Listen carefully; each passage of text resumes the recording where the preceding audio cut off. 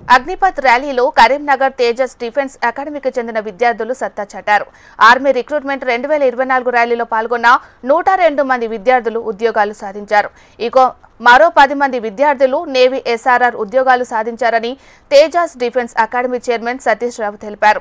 తమ అకాడమీలో క్రమశిక్షణతో కూడిన శిక్షణ ఇవ్వడం, విద్యార్థుల్లో పట్టుదలే విజయాలకు కారణమన్నారు. ఉద్యోగాలు సాధించిన విద్యార్థులను సతీష్ రావు సత్కరించారు.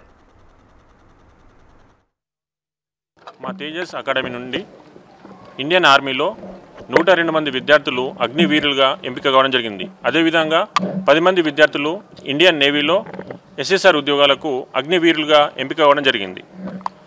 వీరందరూ ఇండియన్ ఆర్మీలో గచ్చిబౌలిలో జరిగిన ఆర్మీ ఓపెన్ ర్యాలీలో పాల్గొని అన్ని టెస్టుల్లో అర్హత సాధించి మెరిట్ ఆధారంగా ఉద్యోగాలకు ఎంపిక కావడం జరిగింది. అదేవిధంగా ఇండియన్ నేవీలో గత సంవత్సరం జరిగిన ఎంపిక ప్రక్రియలో పాల్గొని అన్ని ఎగ్జామ్స్లో క్వాలిఫై అయ్యి తుది ఫలితాలలో ఉద్యోగాలకు ఎంపిక కావడం జరిగింది. మా తేజస్ అకాడమీ నుంచి ఇప్పటి వరకు 2000కు పైగా విద్యార్థులు ఇండియన్ డిఫెన్స్ అయిన ఎయిర్ ఫోర్స్, నేవీ, ఆర్మీ రంగాల్లో ఉద్యోగాలు సాధించడం జరిగింది. అదేవిధంగా తేజస్ అకాడమీలో ఉద్యోగాలే కాకుండా ఇంటర్మీడియట్లో కూడా అన్ని గ్రూపులో కూడా రాష్ట్ర స్థాయి మార్కులు సాధించడం జరిగింది.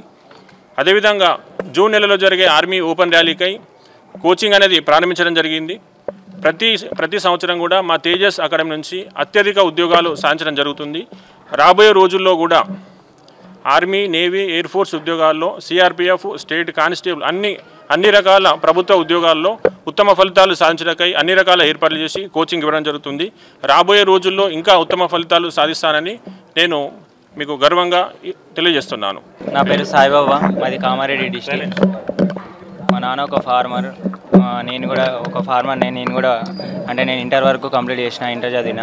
ఆ తర్వాత ఇంటర్ తర్వాత నేను ఫార్మరింగే చేసిన. నేను ఆ తర్వాత మా ఊరన్న డిఫెన్స్లో ఇట్లా ఉద్యోగాలు ఉంటాయి, దాంట్లో చేయమంటే ఇక్కడికి వచ్చిన. ఇక్కడికి వచ్చిన తర్వాత ఈ సతీష్ సార్ని కలవడం జరిగింది. సార్ నాకు హ్యాండ్ ఫ్రాక్చర్ కూడా ఉంది, అయినా కానీ సార్ ఈ డిఫెన్స్ ఏం కాదు, ఇది చూసుకుంటాను నేను అని చెప్పిండు.